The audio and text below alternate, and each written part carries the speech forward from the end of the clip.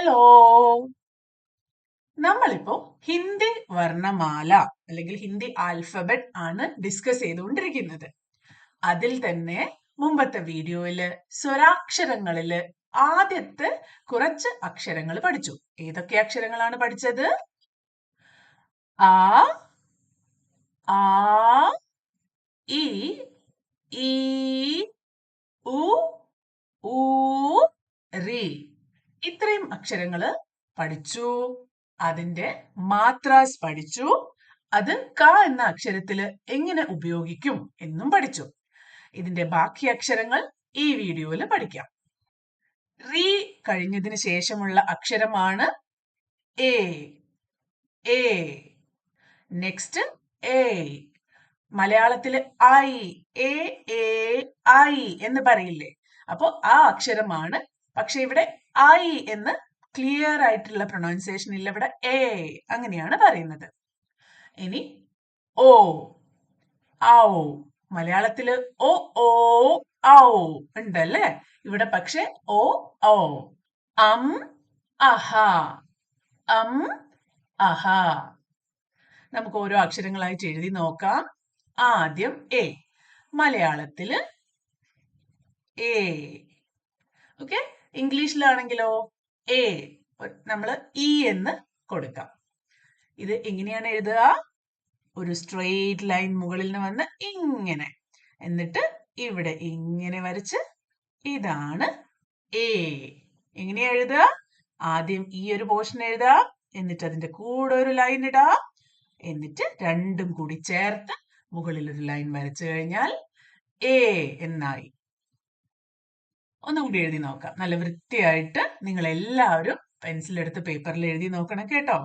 ഇങ്ങനെ വന്നു, ഇങ്ങനെ വന്നു. ഇത് രണ്ടും കൂടി ചേർത്ത് മുകളില് എ. ഇനി ഇതേ അക്ഷരത്തിന്റെ മുകളില് ഈ ഒരു ചിഹ്നം മാത്രം ഇട്ട് കഴിഞ്ഞാൽ ഐ ആവും. ഓക്കെ. മലയാളത്തിൽ ഇതിനെ ക്ലിയർ ആയിട്ട് ഐ എന്ന് എഴുതുമ്പോ ഇംഗ്ലീഷിൽ ഇതിന് എ. ഓക്കെ. ഐയും എയുടെയും ഇടയിലുള്ള ഒരു പ്രൊനൗൺസിയേഷൻ ആണ് ഇത് വരുന്നത്. ഇപ്പൊ എ പഠിച്ചു കഴിഞ്ഞാൽ ഇത് എന്തൊരു ഈസിയാണ്? എ എന്ന് എഴുതാം. അതിനുശേഷം മുകളില് ഇങ്ങനെ ഒരു സിമ്പൽ ഇടാം. ഇങ്ങനെ ഒരു സിമ്പൽ ഇടാം.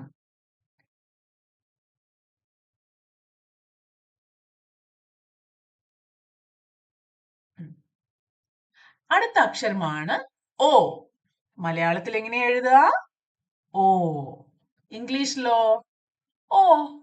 ഇത് എഴുതാനും ഇപ്പൊ നിങ്ങൾക്ക് ഈസിയാണ്. കാരണം എന്താ? നിങ്ങൾ ആ എഴുതാൻ പഠിച്ചു, ആ എന്ന് എഴുതാനും പഠിച്ചു അല്ലേ? അപ്പൊ ഇനി ഓ എഴുതണമെങ്കിൽ ആ എന്ന് എഴുതുക, ലൈൻ വരയ്ക്കുക, അതിനുശേഷം അതിന് മുകളിൽ ഈ ഒരു സിമ്പിൾ ഇടുക. അപ്പൊ ഇതിനെന്താ വായിക്കുക? ഓ. എഴുതി നോക്കൂ.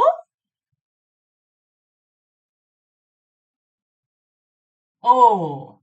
ഒന്നുകൂടി ആ എഴുതുക, ഇങ്ങനെ ഒരു ലൈൻ വരയ്ക്കുക, പിന്നെ മുകളിൽ ഓ. അടുത്തത് ഔ. ഇങ്ങനെ മലയാളത്തിൽ എഴുതുക. ഓ എഴുതിയതിനു ശേഷം ഈ ഒരു സിമ്പിൾ ആണല്ലേ ഔ. അപ്പൊ ഇംഗ്ലീഷിലാണെങ്കിലോ ഓ യു, ഔ. ഓ എഴുതുമ്പോ മുകളിൽ ഇങ്ങനെയുള്ള ഒരു ലൈൻ മാത്രമേ ഉള്ളൂ. ഔ ആണെങ്കിലോ അങ്ങനെയുള്ള രണ്ട് ലൈൻ വരും.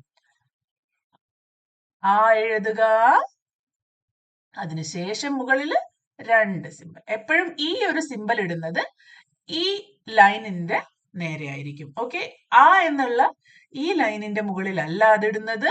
അതിനുശേഷം ഇടുന്ന ലൈനിന്റെ മുകളിലാണ് ആ ഒരു ചരിഞ്ഞിട്ടുള്ള സിമ്പിൾ ഇടുന്നത്. അത് മാത്രം ശ്രദ്ധിക്കുക. ഓക്കെ. ഇനി ഔ എന്ന് എഴുതുക. ആ എന്ന് എഴുതിയതിനു ശേഷം ഒരു ലൈൻ വരച്ചിട്ട് അവിടെയാണ് നമ്മൾ ആ രണ്ട് ലൈൻ ഇടേണ്ടത്. ഔ. ഇനി അടുത്തത് അം. ആ എന്ന് എഴുതിയതിനു ശേഷം അതിന്റെ മുകളിൽ ഒരു ഡോട്ട് ഇട്ടാ മതി. അം എന്ന് മലയാളത്തില് ഇങ്ങനെയാണ് എഴുതുക. ഇംഗ്ലീഷിലാണെങ്കിലോ അം, അം എ എം അം എന്നല്ല, അൻ എന്നാണ് പറയുന്നത്. അൻ. ഓക്കെ. ഹിന്ദിയിൽ അതിനെ അൻ എന്നാണ് വായിക്കുന്നത്. അതാണ് മലയാളവും ഹിന്ദിയും തമ്മിലുള്ള ഡിഫറൻസ്. ആ എഴുതുക, എന്നിട്ട് മുകളിൽ ഒരു ഡോട്ട് ഇടുക. അത്രയേ ഉള്ളൂ. അൻ. അടുത്തത് അ എന്ന് മലയാളത്തിൽ പറയുന്ന ഈ ഒരു അക്ഷരം, അതിന് ഹിന്ദിയിൽ അഹ എന്നാ പറയാ. ഈ ഒരു ചിഹ്നം കാരണം അതിനെ ആക്ക് ശേഷം ഹ, അഹ എന്നാണ് പറയാ. ഇതും വളരെ ഈസിയാണ്. ആ എന്ന് എഴുതിയതിന് ശേഷം 2 ഡോട്ട് മാത്രം ഇട്ടാൽ മതി. ഇനി ഈ അക്ഷരങ്ങളുടെയൊക്കെ മാത്രം ഒന്ന് നോക്കാം. ആദ്യം എയുടെ മാത്രയാണ് ഈ ഒരു ചരിഞ്ഞിട്ടുള്ള സ്ലാൻഡിംഗ് ലൈൻ. ഏതൊരു അക്ഷരം എഴുതിയതിനു ശേഷവും അതിന്റെ മുകളിൽ ഇങ്ങനെയൊരു സ്ലാൻഡിംഗ് ലൈൻ. എ ആണെങ്കിലോ അതിന്റെ മുകളിൽ 2 സ്ലാൻഡിംഗ് ലൈൻ. ഓ ആണെങ്കിൽ ഒരു സ്ട്രെയിറ്റ് ലൈനും അതിന്റെ മുകളിൽ ഒരു സ്ലാൻഡിംഗ് ലൈനും. ഔ ആണെങ്കിലോ ഒരു ലൈനും അതിന്റെ മുകളിൽ 2 സ്ലാൻഡിംഗ് ലൈനുമാണ് ഔ. അൻ മുകളിൽ ഒരു ഡോട്ട് മാത്രം ഇട്ടാൽ മതി. ഏതൊരു അക്ഷരം എഴുതിയിട്ടും അതിന്റെ മുകളിൽ ഒരു ഡോട്ട് മാത്രം ഇട്ടാൽ അൻ. അതിനുശേഷം ഈ 2 ഡോട്ട് അഹ. ഈ മാത്രകളൊക്കെ നമുക്ക് ക എന്ന അക്ഷരത്തിൽ ഒന്ന് എഴുതി നോക്കാം.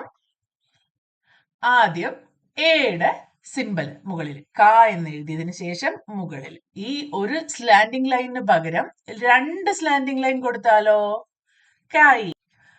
അടുത്തത് ഓയുടെ സിമ്പലാണ്. കാക്ക് ശേഷം ഒരു സ്ട്രെയിറ്റ് ലൈൻ വരയ്ക്കുക, എന്നിട്ട് അവിടെ തന്നെ ഒരു സ്ലാൻഡിംഗ് ലൈനും വരയ്ക്കുക. അപ്പൊ അത് കോ ആയി മാറും. ഓയുടെ സിമ്പലാണ് കായുടെ കൂടെ ചേരുമ്പോ കോ. ഇനി ഔന്റെ സിമ്പൽ എന്ന് പറഞ്ഞാൽ സ്ട്രെയിറ്റ് ലൈനും 2 സ്ലാൻഡിംഗ് ലൈനും ആണ്. അപ്പൊ ആദ്യം ക എഴുതുക, അതിനുശേഷം ഒരു സ്ട്രെയിറ്റ് ലൈൻ വരയ്ക്കുക, പിന്നെ 2 സ്ലാൻഡിംഗ് ലൈനും വരയ്ക്കുക. അപ്പൊ കൗ. കായുടെ കൂടെ ഔയുടെ സിമ്പൽ ഇടുമ്പോ എന്താ വായിക്കുക കൗ. പിന്നെ അന്നിന്റെ മുകളിൽ ഒരു ഡോട്ട് ആണെന്ന് പറഞ്ഞു. ക, കൻ അല്ലെങ്കിൽ കൻ അങ്ങനെയൊക്കെയാണ് വായിക്കുക. ഇനി അഹ. അപ്പൊ കായുടെ കൂടെ 2 ഡോട്ട് ഇടുന്നു. അഹ, കഹ. ഇതിന്റെ പ്രൊനൗൺസിയേഷൻ ഒക്കെ നമ്മൾ മലയാളികളായതുകൊണ്ട് കുറച്ചൊക്കെ ഒരു മലയാളി ആക്സെന്റ് ഇതിൽ കടന്നു വരും. അപ്പൊ കൃത്യമായിട്ടുള്ള ഹിന്ദി ആക്സെന്റ് അല്ലെങ്കിൽ കൃത്യമായിട്ടൊരു ഹിന്ദിക്കാര് സംസാരിക്കുന്നത് പോലെ ഇതിന്റെയൊക്കെ ആക്സെന്റ് കേൾക്കണമെങ്കിൽ നിങ്ങൾ കൂടുതൽ ഹിന്ദി വീഡിയോസ് കാണണം. ഓക്കെ. ഇനി നമുക്ക് ഈ അക്ഷരങ്ങളൊക്കെ വെച്ചിട്ടുള്ള ഓരോ വാക്കുകളും കൂടി നോക്കാം.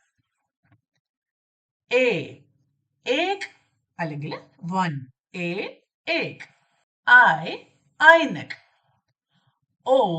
ഓഖ്ലി. ഇവിടെ ഓഖ്ലിയുടെ ചിത്രം കൊടുത്തിട്ടുണ്ട്.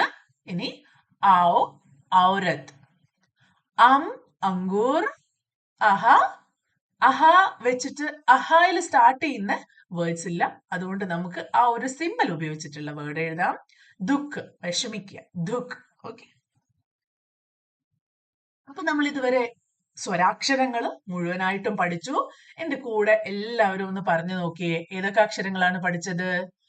അ, ആ, ഇ, ഈ, ഉ, ഊ, റി, എ, ഐ, ഒ, ഔ, അഹ. ഇപ്പോ ഇതിങ്ങനെ കാണുമ്പോൾ മനസ്സിലാവും നമുക്കിത് പഠിക്കാൻ വളരെയധികം ഈസിയാണ്. ആ, അതിനുശേഷം ഓ, ഔ, അ.